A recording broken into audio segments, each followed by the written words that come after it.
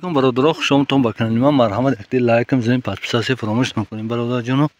یک لایک برای من یک جال کنه تون زنیتون حسابی بسیارتر پراسمات شود و یک آدمی زمین خاص زمین به صاحب شود. من اکماند یک هکتار زمینشون های همش آفریقاست، همه صورت آفریقاست. درخت یک 20 ساله های من بینتون درختش همش ناقص یکم خشت هیچ نیست، همش یک خیل استاندارد.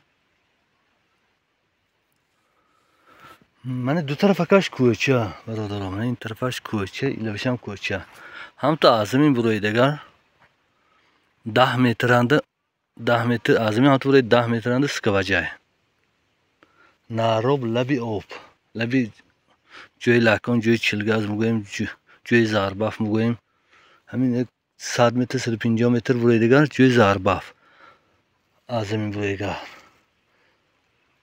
بوسون یک هم تا زمین خدا بروی 10 متر سکواجی شای زمین خوکی جوی زارباف پوینانده چلگازی برگیت سیامانده برادرها.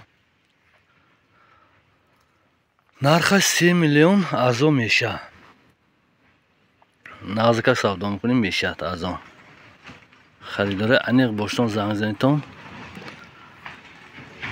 نمبر تلفنم اکرامم برد با میگم 988 47 0028 یا بودی که تکرار کنم 918 47 0028.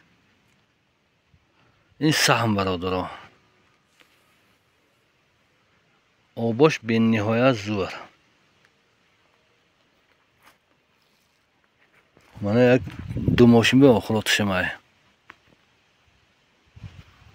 زمیننده جای ناز اما توری بینتون خود ماشین سادگی جو سکواچ ایلاف کوچه دو طرف کوچه جاهای به نهایت ناز گرداش پالنی سیمتور که اگراج دینی کرگی. خریدار انیق باشتون زنگ زنیتون واتساپ این نمرانده با سودا میکنیم. با فقط خریدار انیق التماس خریدار انیق تلفن باشتون زنگ زنیتون سودا میکنیم. سودا ما فضل انشاءالله نصیب کند شما میشه. برای دستگیریتون یک جهان تشکر. یک لایک زنیتون پادپیساسی فراموش نمون. اسماعیل سالیز یک کنتونگر میبرید سرخک دستی راستاننده سرخم پادپیساسی یک کنتون تمام.